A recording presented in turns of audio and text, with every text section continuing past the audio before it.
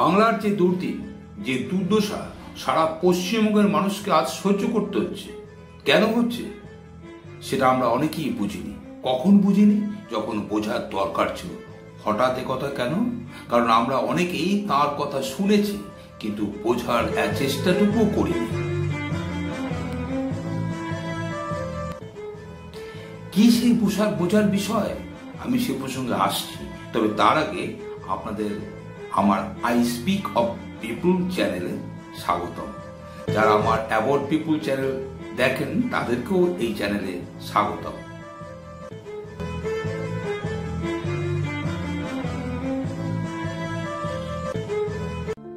বামফ্রন্ট সরকারের শেষ মুখ্যমন্ত্রী শ্রদ্ধেয় বুদ্ধদেব ভট্টাচার্য 2011 সালের বিধানসভা নির্বাচনের আগে সারা বাংলা চষে চষে বলে বলে ফিরছিলেন, এ কিসের পরিবর্তন? রাজ্যটাকে পিছিয়ে নেবার পরিবর্তন। আমরা সে কথা শুনেছিলাম কিন্তু বুঝিনি, অনেকেই আমরা বুঝিনি। আর তাই যখন সরকার পরিবর্তন হয়েই গেল, অগণিত সাধারণ মানুষ রাজ্যের চারিদিকে সৃষ্টি হওয়া নৈরাজ্য থেকে অসহায়, তখন রাজ্যবাসীদের উদ্দেশ্যে বলেই দিলেন, অপরাধীরা বুঝে গেছে রাজ্যে তাদের একটা সরকার প্রতিষ্ঠা পেয়েছে। তার দুই সতর্কতা, সন্দেহ নেই সচেতন নাগরিকরা মোক্ষম বুঝেছেন। আপনি প্রকৃত অভিভাবকের ভূমিকা পালন করেছেন, কিন্তু রাজ্যের অনেকেই সেদিন আপনার কথা অর্থ না বুঝলেও আজ তাদের অনেক ক্ষতি স্বীকার করেই বুঝতে হচ্ছে প্রতিনিয়ত। বামেরা আজ রাজ্যে ক্ষমতায় নেই, কিন্তু আপনি আর আপনাদের প্রশাসন কেমন ছিল সেটা সাধারণ মানুষ যেমন বুঝছেন, তেমনি আপনাদের বিরোধীরাও অন্তত প্রকাশ্যে মুখ খুলছেন। স্যার, আপনাদের বিরোধীরা সেদিন পরিবর্তন হওয়ায় গা না ভাসিয়ে এখন যা বলছেন সেগুলির মূল্য আছে? শুনিনি কেমন কেমন কথা সেসব। কল্যাণ বন্দ্যোপাধ্যায় যখন বুদ্ধদেব ভট্টাচার্য সম্পর্কে পুরনো মন্তব্যের জন্য অনুশোচনা প্রকাশ করছেন, তখন তথাগত রায় থেকে শুভেন্দু অধিকারীর মতো বিজেপি নেতাদের গলায় শোনা গেছে বুদ্ধদেব ভট্টাচার্যের প্রশংসা। আমরা প্রায় সমবয়সী, 1961 সালের হায়ার সেকেন্ডারি, এই বাবদে আমার যতটুকু যোগাযোগ। আর বুদ্ধবাবুকে আমি সৎ মানুষ বলে জানি, রাজ্যের ভালো চাইতেন তাও জানি, সততা তো জানাই আছে। সবাই জানে যে বুদ্ধবাবু কোনো রকম ঘুষটুস নেন না বা ওরকম ধরনের নিজের কোনো আত্মীয়কে করেননি। বুদ্ধবাবুর মেয়ে আছে, কিন্তু তারা তাদের কারোর জন্যই বুদ্ধবাবু কিছু করেননি। ভগবানের কাছে সবার প্রার্থনা থাকা উচিত, এইরকম একটা সৎ রাজনীতিবিদ ও সকলের শ্রদ্ধাভাজন তিনি যেন সুস্থ হয়ে আবার বাড়ি ফিরতে পারেন। খুব খারাপ লাগছে। আমার সঙ্গে বিরোধও ছিল চরম, আবার কখনো একসঙ্গে আমরা নির্বাচনও করতে গেছি। রাজনৈতিক ব্যক্তিত্ব হিসাবে বুদ্ধবাবুর সততা তুলনাহীন বলতে পারি আমি। একটা আদর্শ বাংলার রাজনীতিবিদদের কাছে তার ভাবনার মধ্যে বাংলার উন্নয়নের প্রতিফলন দেখতে পেয়েছিলাম। কিন্তু সিঙ্গুর হলে বাংলার তো ভালো হতো, আমি তো অস্বীকার করতে পারবো না। বিরোধী হোক বা শাসক, এই একটা মানুষের জন্য অন্তত সবার এক সুর। অনেকে বলছেন এও কি কম পাওয়া? কৃষ্ণেন্দু, বামেদের সরকার এখন নেই, এতে বামেদের তেমন কোনো ক্ষতি হয়েছে কি? কারণ বামেদের সরকারে থাকা মানে এই রাষ্ট্র ক্ষমতার মধ্যে থেকেও অন্য শাসকদের থেকে বামেরা যে স্বতন্ত্র একটি বিকল্প, বা ধরুন এই রাষ্ট্র কাঠামোর মধ্যে থেকেও একটি সুস্থ শাসন ব্যবস্থা দিতে পারে, এটা বারংবার প্রমাণ হয়েছে। সম্প্রতি সুবল সোরের নামে একজন যোগ্য শিক্ষক 26,000 বাতিল হয়ে যাওয়া শিক্ষকদের একজন শিক্ষকতার চাকরি চলে যাওয়ার যন্ত্রণা সহ্য করতে না পেরে স্ট্রোকে মারা যান। বুদ্ধবাবুদের আমলে এসব কখনো ভাবা যেত? এটা তো প্রমাণিত সত্য। এ প্রসঙ্গে আমি বহুবার দেখা এক ভিডিও পুনরায় দেখাতে চাই। নাম? অর্পিতা চাকদার। কোথা থেকে এসেছেন? আমি এসেছি সোদপুর থেকে। আমার স্কুল বেলঘরিয়ায়, স্কুল করে আমি তারপর এসেছি। আচ্ছা, কি টানে বুদ্ধ ভট্টাচার্য মানে আপনার কাছে, আপনার মননে, আপনার চিন্তাধারায় বুদ্ধ ভট্টাচার্য কোথায় রয়েছে, কেন?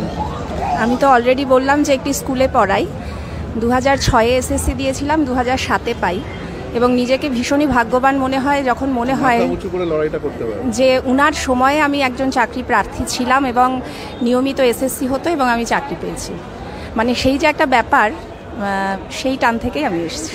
হিসেবে তো উনি অনেক উপরেই রয়েছেন এবং ভীষণ সৎ একজন মানুষ, তার সততা তুলনাহীন।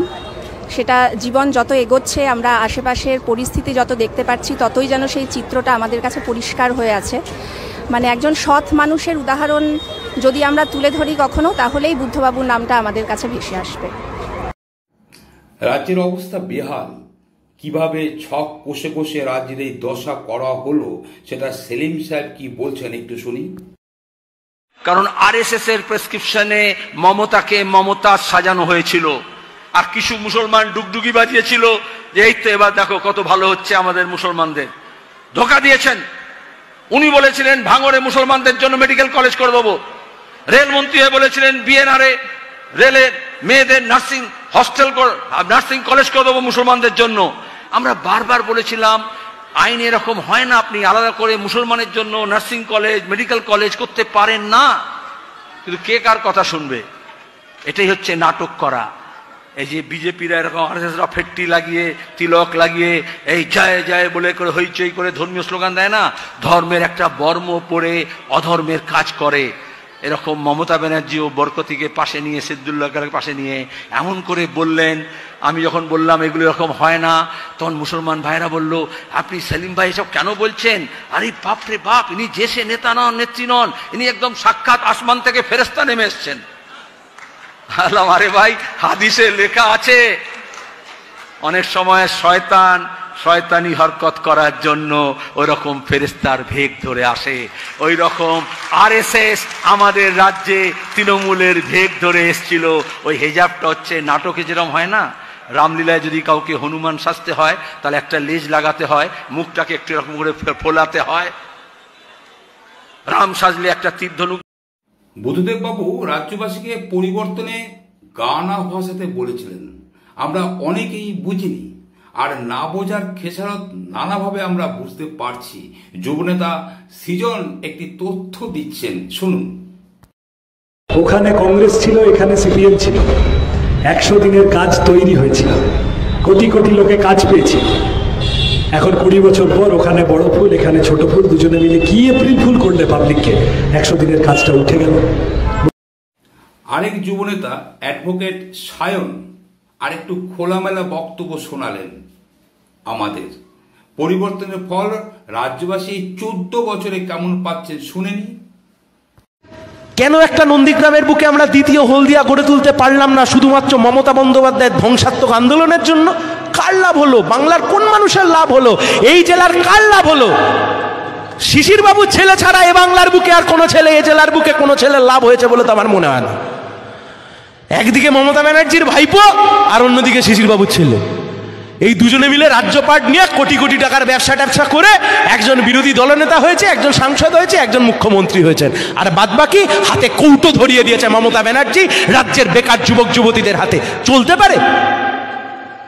দেখছেন না শেষ 2-2.5 মাস ধরে কি চলছে রাজ্যের বুকে?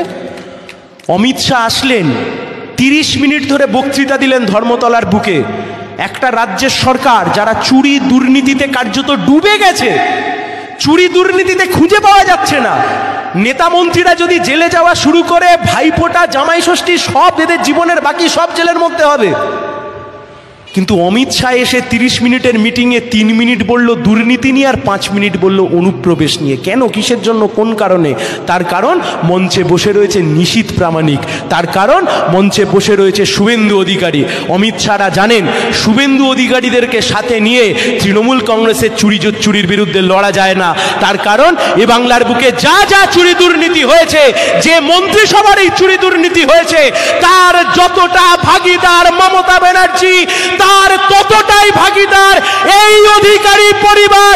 মেদিনীপুরের বুকে দাঁড়িয়ে বলে যাচ্ছি, ইতিহাস লিখবে বামপন্থীরা, যারা এক সময় দাঁড়িয়ে পশ্চিম বাংলার বুক থেকে গণতন্ত্রকে কার্যত খতম করতে চেয়েছিলেন, বামপন্থীদেরকে শেষ করতে চেয়েছিলেন, আজকে তারা একে অপরের দিকে আঙুল তুলে চোর চোর বলে তেড়ে যাচ্ছে।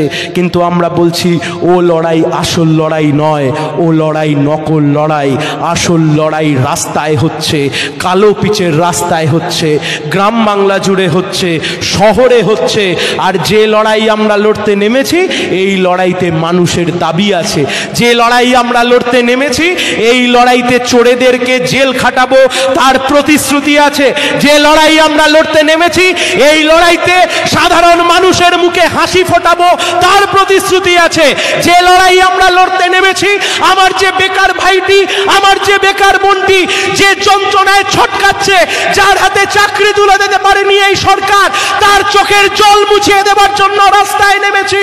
আর কসম খাচ্ছি, যতদিন না অবধি এই রাজ্য আর কেন্দ্র থেকে এই দুই সরকারকে শিকড় থেকে উপড়ে ফেলতে পারছি, ততদিন অবধি এই লড়াই জারি থাকবে কমরেডস। চাহে কুছ ভি হো যায়, যা পারে তাই হয়ে যাক, কিন্তু এই লড়াই থেকে বুদ্ধদেব বাবু আজ আর আমাদের মধ্যে নেই। তিনিও তার শেষ বক্তব্যে পরিষ্কার মনোভাব রাজ্যবাসীর উদ্দেশ্যে বলে গেছেন। রাজ্যে কি অবস্থা চলছে আপনারা বোঝেন। সব মানুষের মনে এই প্রশ্ন, এ নরককুণ্ড চলতে পারে না, এ নরককুণ্ড চলতে পারে না। একটা অসভ্য সরকার, একটা অসৎ সরকার কতদিন চলবে? তবে আশার কথা এটাই, তার যোগ্য উত্তরসূরিরা কঠিন ব্রত নিয়েছেন। বাদবাকিটা এ রাজ্যের সচেতন মানুষকেই নিতে হবে, নতুবা এই রাজ্যের ভোরের আলো ফুটবে কিভাবে? 2026 সেই অপেক্ষাতেই আছে। হারিয়েছি অভিভাবক, হারিয়েছি একজন নতুন করে স্বপ্ন দেখানোর মতন একজন মানুষ, যাদের চিন্তা শক্তি 50 বছর আগেকার পশ্চিমবঙ্গকে, ভারতবর্ষকে দেখতে পারে এবং চরম প্রতিকূল অবস্থাতেও নিজেদের গৃহীত সিদ্ধান্ত এবং পরিকল্পনাতে দাঁড়িয়ে থাকার মতন একটা ব্যক্তিত্বকে হারিয়েছি। কিন্তু পেয়েছি অনেক কিছু, শিখেছি অনেক কিছু। তাই যেটা পেয়েছি, যেটা শিখেছি, সেই সম্পদটা বাস্তবের মাটিতে ইমপ্লিমেন্ট করার জন্য যে জেদটা দিয়ে গেলেন, যে স্বপ্নটা, যে সাহসটা দিয়ে গেলেন, সেই কাজে পশ্চিমবঙ্গের ছাত্র যুবরা তার চোখ দিয়ে দেখা স্বপ্নকে পূরণ করার দায়িত্ব আমাদের। যদি প্রতিবেদনটি ভালো লাগে, লাইক, কমেন্টস, শেয়ার করবেন প্লিজ। আর একটি অনুরোধ, সাবস্ক্রাইব করে এগিয়ে চলতে সাহায্য করবেন। সবাই ভালো থাকবেন, ধন্যবাদ।